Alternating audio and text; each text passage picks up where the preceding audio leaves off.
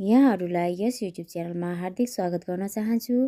लोकसेवा र शिक्षक सेवा आयोग तयारी गरिरहनु भएको तपाईँलाई विशेष सहयोग पुग्ने अपेक्षासहित वस्तुगत प्रश्नोत्तर लिएर उपस्थित भएको छु।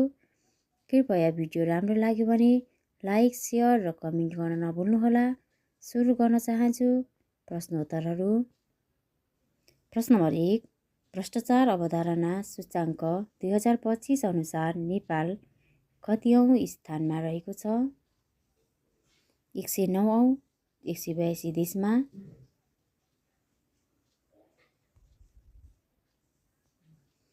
प्रश्न नम्बर 2, सरकारले जङ्गली रातो बाँदरलाई पूर्ण कृषि हानिकारक वन्यजन्तु घोषणा कहिले गरेको हो? विक्रम सम्वत 2082 माघ 29। प्रश्न नम्बर 3, राष्ट्रिय प्राकृतिक स्रोत तथा वित्त आयोगले विक्रम सम्वत 2082 माघ 29 सार्वजनिक गरेको तथ्याङ्क अनुसार कार्य सम्पादन मूल्याङ्कनमा पहिलो स्थानमा रहन सफल प्रदेश कुन हो? सुदूरपश्चिम प्रदेश 45.70 अङ्क। प्रश्न नम्बर 4, अमेरिका र रुस बीचको आणविक हतियार नियन्त्रण सम्झौताको अवधि कहिले सकिएको हो? सन् 2026 फेब्रुअरी 5। प्रश्न नम्बर 5, आइसिसी T20 विश्वकप 2026 10औं संस्करणको आयोजना मिति कुन हो? सन् 2026 फेब्रुअरी 7 देखि मार्च 8।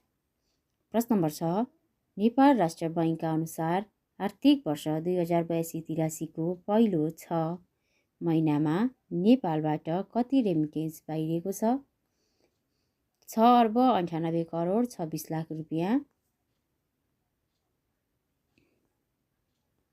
प्रश्न नम्बर 7, दक्षिण एसियाली राष्ट्र बङ्गलादेशमा हालै सम्पन्न निर्वाचनमा 2/3 बहुमत ल्याउन सफल पार्टी कुन हो? Bangladesh nationalist party BNP।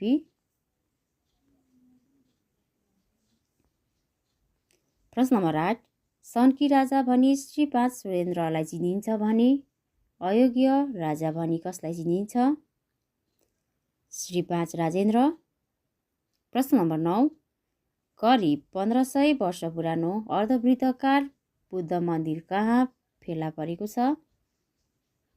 Tilaurakot Kapilvastu Vikram Samvat 2082 माघ।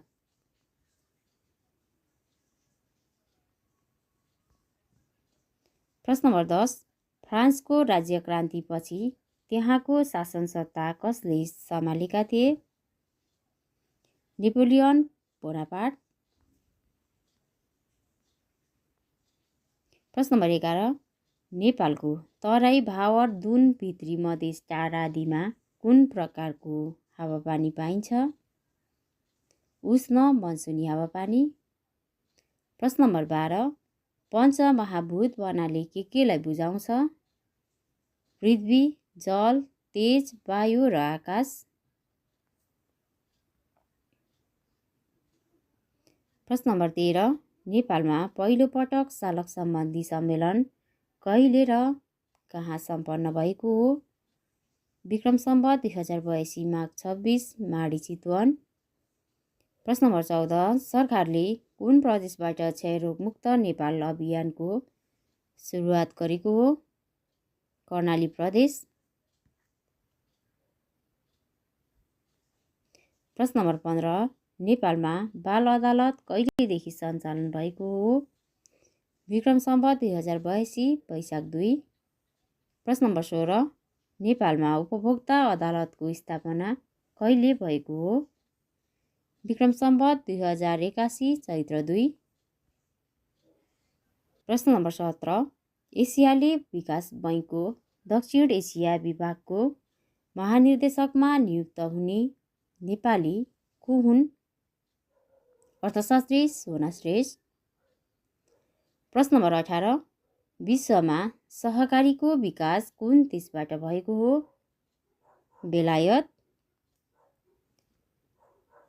अन्तिम प्रश्न नम्बर 19, 7औं संस्करणको झापा गोल्ड क्लब फुटबल प्रतियोगिताको उपाधि कसले जित्यो? मछिन्द्र फुटबल क्लब, उपविजेता एपिएफ क्लब। भिडियो कस्तो लाग्यो? लाइक, सेयर र कमेन्ट गर्न नभुल्नुहोला। अन्य भिडियोको साथ उपस्थित हुने नै छु। यस भिडियोबाट बिदा हुन चाहन्छु। धन्यवाद।